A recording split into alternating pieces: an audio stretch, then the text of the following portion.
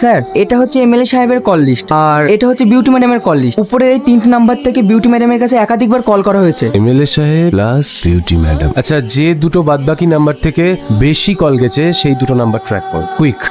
আচ্ছা, আপনি বিউটি নামের কোনো মেয়েকে চেনেন? আপনি কোন বিউটির কথা বলতে চাইছেন? যার সঙ্গে আপনার হাজবেন্ডের অ্যাফেয়ার আছে, যাকে নিয়ে আপনাদের মধ্যে প্রায়শই ঝামেলা লেগে থাকে। আচ্ছা, এটা আপনার কোনো প্ল্যান নয় তো? আপনি কি বলতে চাইছেন? আমি কেন আমার হাজবেন্ডকে মারতে যাব? আর তাছাড়া ওর সাথে সম্পর্ক তো ছিল 2 বছর ধরে। আমি তো চাইলে আগেই মারতে পারতাম। আমরা কিন্তু এর আসল তথ্যকে খুঁজে বার করবই, তাই সময় থাকতে থাকতে যদি আপনি সত্যটা বলে দেন তাহলে আপনারই মঙ্গল।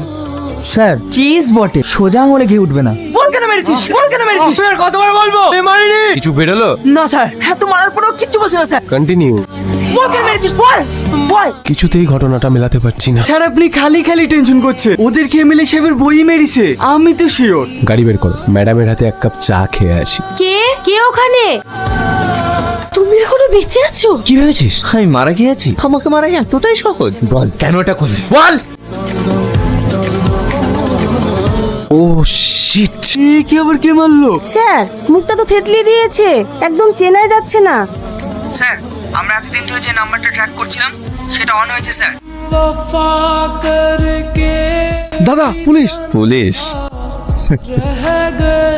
1 2 3।